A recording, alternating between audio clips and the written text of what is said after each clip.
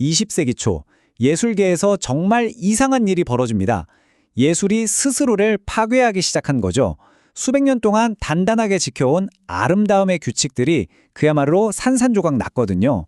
자, 지금부터 그 혁명의 한복판으로 현대미술이 어떻게 태어났는지 그 이야기 속으로 한번 들어가 보시죠.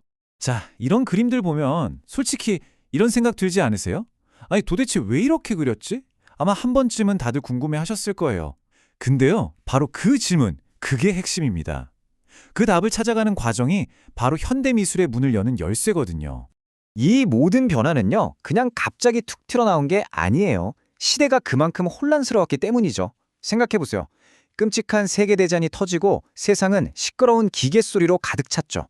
거기에 프로이트 같은 사람들이 무의식이라는 우리가 전혀 몰랐던 마음속 깊은 세계를 이야기하기 시작합니다. 세상이 정말 뿌리째 흔들리던 시기였어요. 이런 상황에서 예술가들은 깨달은 겁니다. 아, 이제 예전처럼 그냥 예쁘고 우아한 그림만으로는 이 시대를 도저히 담아낼 수가 없구나. 뭔가 완전히 새로운 시각, 새로운 언어가 필요했던 거죠. 자, 그래서 첫 번째 반란이 시작됩니다. 타겟은 바로 색이었어요. 우리가 너무나 당연하게 생각했던 거 있잖아요. 하늘은 파랗고 사과는 빨갛다. 바로 그 고정관념을 아주 박살내버린 거죠. 그때까지만 해도 예술계의 불문율 같은 게 있었어요. 사과는 빨간색, 하늘은 파란색으로 그려야 한다. 이거였죠. 그런데 새로운 세대의 예술가들이 나타나서 아주 도발적인 질문을 던지기 시작한 겁니다. 잠깐만, 왜 그래야 하는데? 왜 색이 꼭 현실을 따라가야만 하지? 내 감정이 이글이글 타오르면 하늘을 빨갛게 칠할 수도 있는 거 아니야? 바로 이런 생각이었어요. 이런 흐름을 이끈 대표적인 그룹이 바로 앙리 마티스의 야수주의입니다. 이름부터 좀 세죠? 야수들이라니. 비평가들이 그들의 그림을 보고 저건 그림이 아니라 야수들이 물감을 마구 뿌려놓은 것 같다고 조롱하면서 붙은 이름이에요. 그만큼 색을 정말 본능적으로 아주 격렬하게 썼다는 거죠. 예를 들어서 마티스는 자기 아내의 초상화를 그리는데 얼굴에 막 초록색, 보라색을 칠해버렸어요.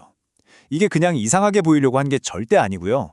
나는 이제 눈에 보이는 대로 그리는 게 아니라 내가 느끼는 대로 그리겠다 하는 그야말로 혁명적인 선언이었던 겁니다. 그런데 여기서 한 가지 짚고 넘어갈 게 있어요. 이렇게 감정을 색으로 표현하는 방식이 크게 두 가지 길로 나뉘거든요. 프랑스의 야수주의는 방금 본 것처럼 주로 기쁨이나 생동감 같은 긍정적인 감정을 강렬한 색으로 빵 터뜨렸다면 독일 쪽에서는 좀 달랐어요. 독일의 표현주의는 그 시대의 불안함, 인간 내면의 고통, 그런 어두운 감정들을 아주 뒤틀린 형태와 색으로 쏟아냈죠. 다들 아시는 뭉크의 절규 있잖아요. 그 그림을 떠올리시면 아, 이런 느낌이구나 바로 감이 오실 거예요. 마티스가 이런 말을 했어요. 나는 여인을 창조한 것이 아니라 그림을 만들었다. 이게 진짜 핵심을 꿰뚫는 말이거든요. 그러니까 더 이상 예술의 목표가 대상을 사진처럼 똑같이 따라 그리는 게 아니게 된 거예요. 이제 중요한 건 뭐다? 예술가가 자기만의 규칙으로 색과 형태를 가지고 그림이라는 아예 새로운 세계를 만들어내는 것. 바로 이게 중요해진 겁니다. 자, 이렇게 색에 대한 규칙을 시원하게 깨부수고 나니까 예술가들의 눈이 다음 타겟으로 향합니다. 좋아, 색은 해결됐어.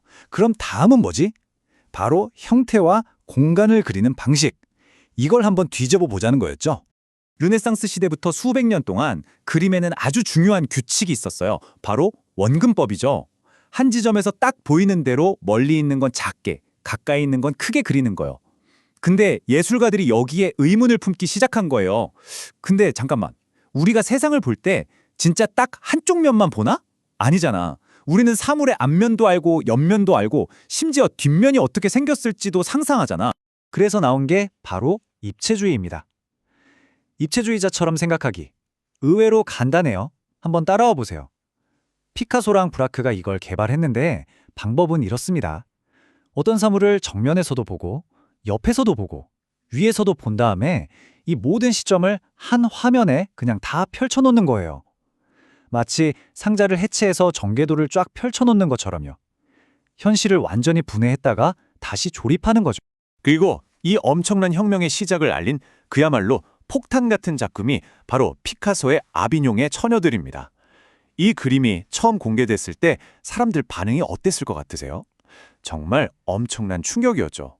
이게 그림이야? 하면서요. 이 작품 하나로 미술사의 물줄기가 완전히 다른 방향으로 틀어지게 됩니다. 그런데 이렇게 형태를 부순 게 입체주의만 있었던 건 아니에요. 이탈리아에서는 미래주의라는 그룹이 있었는데 이 사람들은 속도에 완전히 꽂혀 있었어요. 막 쌩쌩 달리는 자동차, 칙칙폭폭 기차, 이런 새로운 시대의 역동성을 캔버스에 담고 싶어 안달이 났었죠. 그래서 둘이 좀 달라요.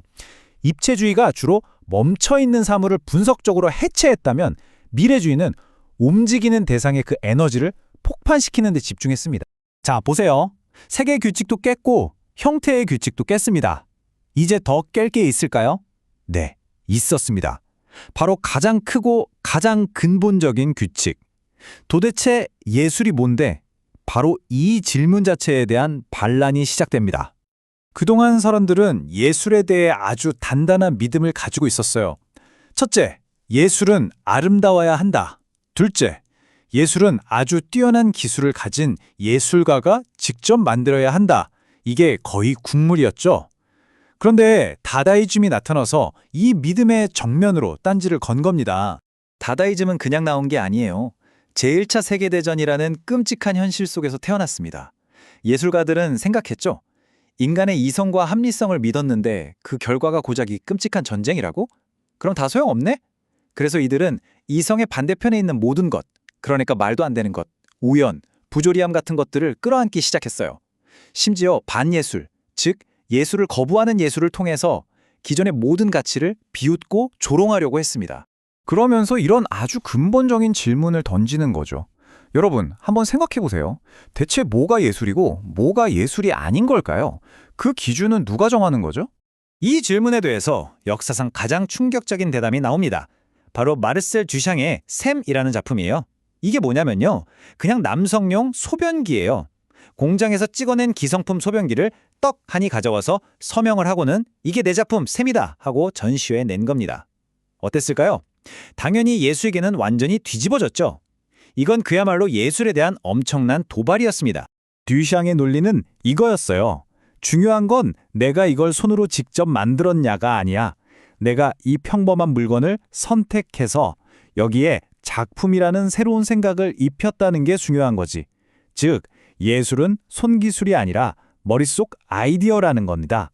예술가의 선택과 생각, 그 자체가 예술이 될 수 있다는, 와, 정말 혁명적인 생각이었죠. 다다가 이렇게 바깥 세상의 규칙들을 부수고 다녔다면 초현실주의는 그 반란의 칼날을 안으로, 즉 우리 마음속 깊은 곳으로 돌렸습니다.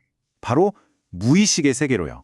정신분석학자 프로이트의 영향을 받아서 꿈이나 기억, 비이성적인 세계를 막 탐험하기 시작한 거죠.